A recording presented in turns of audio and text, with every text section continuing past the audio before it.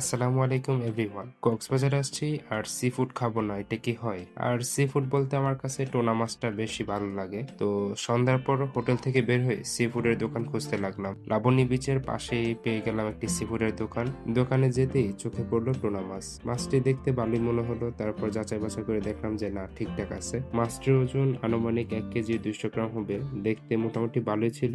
তারপর দামাদামি করে 400 টাকার মধ্যে নিয়ে নিলাম। কাটাকাটি থেকে শুরু করে একদম ফ্রাই পর্যন্ত তারাই সবকিছু করে দিবে। আমি দাঁড়িয়ে থেকে পুরো প্রসেসটা দেখতে লাগলাম আর কিভাবে ফ্রাই তৈরি করে সেটাও আপনাদের দেখানোর জন্য ভিডিও করলাম। প্রথমে মাছটাকে কেটে টুকরো টুকরো করলো। টুকরোগুলো দেখতে একদম গরুর মাংসের মতো। তারপর মাছের টুকরোগুলোর মধ্যে নানান রকম সুস্বাদু মশলা দিয়ে ভালোভাবে মাখিয়ে নিল। মশলা মাখানো শেষ হলে কিছুক্ষণ মেরিনেট করে রেখে দিল। এরপর গরম গরম তেলে মাছের টুকরোগুলো ছেড়ে দেওয়া হলো। 4-5 মিনিট ভাজার পর মাছের টুকরোগুলো যে রং ধারণ করলো তা দেখে জিভে পানি না আসাটা প্রায় অসম্ভব। তারপর মাছগুলো নামিয়ে গরম গরম পাশে নিয়ে নিলাম। এরকম কম দামের মধ্যে ভালো মানের সি ফুড খেতে হলে আপনাকে অবশ্যই কক্সবাজারে আসতে হবে। তবে সাবধান, মাছ কেনার আগে অবশ্যই ভালোভাবে দেখে নেবেন মাছ ঠিকঠাক আছে কিনা। আর কাটার সময় থেকে শুরু করে আপনার হাতে আসা পর্যন্ত নজরে রাখবেন, কারণ এখানে কিছু অসাধু দোকানদার আছে যারা ভালো মাছ দেখে খারাপ মাছ দিয়ে দেয়। তো সবাই ভালো থাকবেন, দেখা হবে নতুন কোনো ভিডিও।